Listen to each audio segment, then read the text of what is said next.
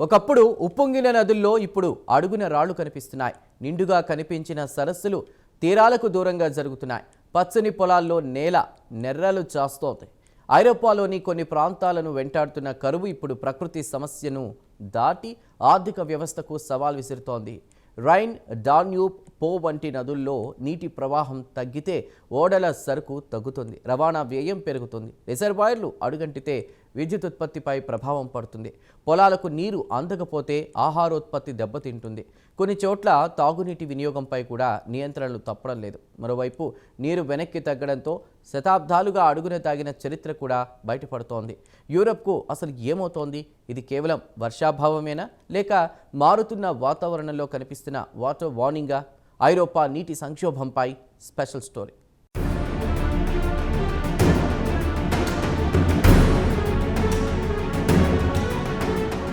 యూరప్కు కరువు కొత్త కాదు, కానీ ఇటీవలి సంవత్సరాల్లో కనిపిస్తున్న పరిణామాలే ఆందోళన పెంచుతున్నాయి. కొన్ని ప్రాంతాల్లో దీర్ఘకాలం వర్షాలు లేకపోవడం, అధిక ఉష్ణోగ్రతలు కొనసాగడం, నేలలో తేమ తగ్గిపోవడం, శీతాకాలపు మంచు నిల్వల్లో మార్పులు రావడం నీటి చక్రాన్ని ప్రభావితం చేస్తున్నాయి. కరువు ఒక్కరోజులో కనిపించదు. మొదట నేలలోని తేమ కరిగిపోతుంది. తర్వాత చిన్న వాగులు, కాలువల్లో ప్రవాహం తగ్గుతుంది. పరిస్థితి నెలల తరబడి కొనసాగితే పెద్ద నదులు, రిజర్వాయర్లు ప్రభావితమవుతాయి. అందుకే యూరోపియన్ డ్రాట్ అబ్జర్వేటరీ వంటి సంస్థలు వర్షపాతం నుంచి నేల తేమ వరకు అనేక సూచికలను నిరంతరం గమనిస్తున్నాయి.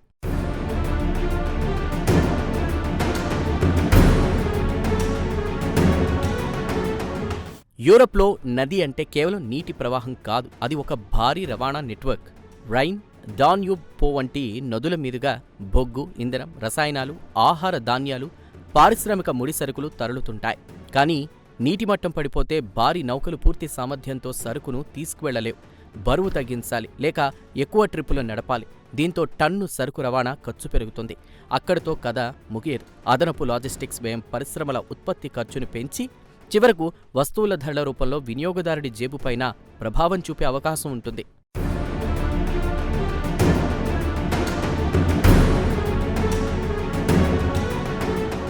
కరువుతో మరో కీలకమైన లింక్ విద్యుత్. జల విద్యుత్ ఉత్పత్తికి నదుల ప్రవాహం, రిజర్వాయర్లలో నీటి నిల్వలు కీలకం. అవి తగ్గితే ఉత్పత్తి సామర్థ్యం కూడా పడిపోవచ్చు. సమస్య హైడ్రో పవర్తోనే ఆగదు. కొన్ని థర్మల్, అణు విద్యుత్ కేంద్రాలు కూలింగ్ కోసం నదీ జలాలను ఉపయోగిస్తాయి.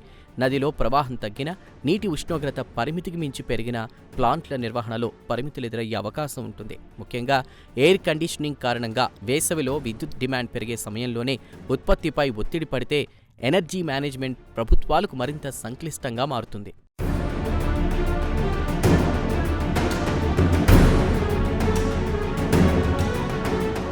కరువు దెబ్బ ప్రత్యక్షంగా తగిలేది రైతుకే.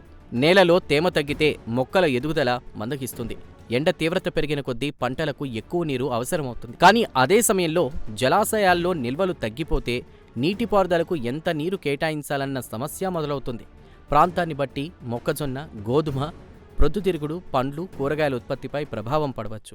పశుగ్రాసం దిగుబడి తగ్గితే దాని ప్రభావం పాల ఉత్పత్తి, పశుపోషణ వ్యయాలపైన పడుతుంది.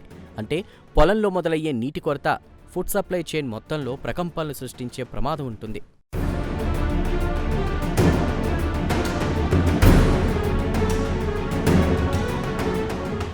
నీటి కొరత తీవ్రస్థాయికి చేరితే ప్రాధాన్యతలే మారిపోతాయి. తాగునీటిని కాపాడేందుకు కొన్ని ప్రాంతాల్లో తోటలకు నీరు పెట్టడం, కార్లు కడగడం, స్విమ్మింగ్ పూల్స్ నింపడం వంటి అవసరాలపై స్థానిక ప్రభుత్వాలు నియంత్రణలు విధిస్తుంటాయి. ఉపరితల నీరు తగ్గినప్పుడు ప్రత్యామ్నాయంగా భూగర్భ జలాలపై ఆధారపడడం పెరుగుతుంది. కానీ అక్కడే మరో ప్రమాదం ఉంది. భూమి నుంచి తీసిన నీటి పరిణామానికి సరిపడా రీఛార్జ్ జరగకపోతే ఈ రోజు సమస్యను పరిష్కరించేందుకు రేపటి నీటి భద్రతను ఖర్చు చేసినట్లవుతుంది. అందుకే గ్రౌండ్ వాటర్ నిర్వహణ కూడా కరువుపై పోరాటంలో కీలకంగా మారుతోంది.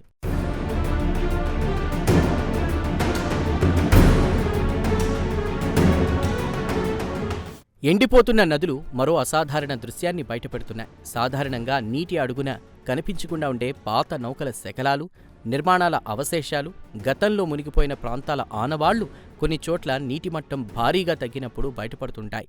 మధ్య ఐరోపాలోని కొన్ని నదుల్లో కనిపించే హంగర్ స్టోన్స్ మరింత ఆసక్తికరం. గతంలో తీవ్రమైన కరువు సమయంలో ప్రజలు రాళ్లపై చెక్కిన గుర్తులు, సందేశాలు నీరు తగ్గినప్పుడు మళ్లీ కనిపించిన సందర్భాలున్నాయి. అవి చరిత్రను చూపించే రాళ్లు మాత్రమే కాదు, తీవ్రమైన నీటి కొరత సమాజంపై ఎంతటి ప్రభావం చూపగలదో గతం నుంచి అందుతున్న హెచ్చరికలు.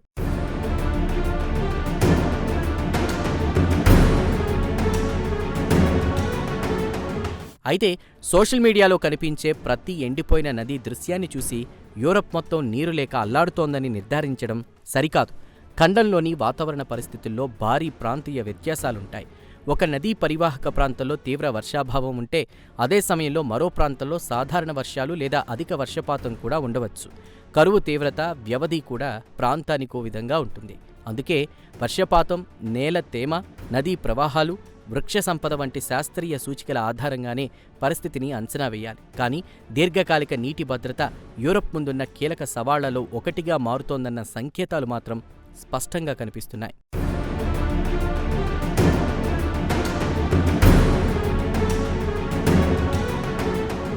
ఈ మార్పుల వెనుక వాతావరణ మార్పు కీలక నేపథ్యంగా కనిపిస్తోంది. ఉష్ణోగ్రతలు పెరిగిన కొద్దీ నేల, సరస్సులు, రిజర్వాయర్ల నుంచి ఆవిరయ్యేటువంటి నీటి పరిమాణం పెరుగుతోంది. ఆల్ప్స్ వంటి ప్రాంతాల్లో మంచు నిల్వలు తగ్గినా, మంచు సాధారణం కంటే ముందే కరిగిపోయినా వేసవిలో నదులకు లభించే సహజ నీటి సరఫరా విధానం మారుతుంది. ఇక్కడ వర్షం ఎంత కురిసిందన్న లెక్క ఒక్కటే సరిపోదు. అది ఏ సీజన్లో పడింది, భారీ వర్షంగా కొద్ది సమయంలోనే కురిసిందా, నేల ఆ నీటిని గ్రహించిందా లేక ప్రవాహంగా వెళ్లిపోయిందా అనే అంశాలన్నీ వాటర్ బ్యాలెన్స్ను నిర్ణయిస్తాయి.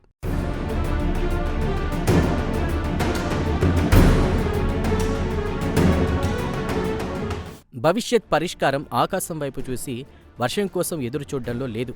అందుబాటులో ఉన్న ప్రతి చుక్కను సమర్థవంతంగా వినియోగించడంలో ఉంది. నగరాల్లో పైప్లైన్ లీకేజీలను తగ్గించడం, శుద్ధి చేసిన నీటిని తిరిగి వినియోగించడం, వ్యవసాయంలో తక్కువ నీటితో సాగయ్యే పద్ధతులకు ప్రాధాన్యం ఇవ్వడం, భూగర్భ జలాలను రీఛార్జ్ చేయడం, చెరువులు, తడి భూములను పునరుద్ధరించడం కీలకం. భవిష్యత్తులో నీరు తగ్గినప్పుడు రైతుక, నగరానిక, పరిశ్రమక, విద్యుత్ కేంద్రానిక ఎవరికి ఎంత కేటాయించాలి అన్న ప్రశ్న కూడా ప్రభుత్వాల ముందు మరింత కీలకంగా మారుతుంది. ఎవరికి ఎంత కేటాయించాలి అన్న ప్రశ్న కూడా ప్రభుత్వాల ముందు మరింత కీలకంగా మారనుంది.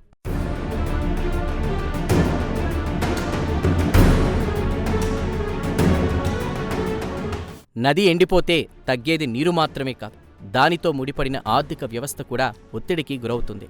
నౌకలో సరుకు తగ్గుతుంది, విద్యుత్ ఉత్పత్తి ప్రభావితమవుతుంది, పొలంలో దిగుబడి పడిపోతుంది, నగరాల్లో నీటి వినియోగంపై నియంత్రణలు మొదలవుతాయి. నీటి అడుగు నుంచి బయటపడుతున్న హంగర్ స్టోన్స్ గతంలోని కరువును గుర్తు చేస్తుంటే, నేటి పడిపోతున్న జలమట్టాలు భవిష్యత్ కోసం మరో హెచ్చరిక చేస్తున్నాయి.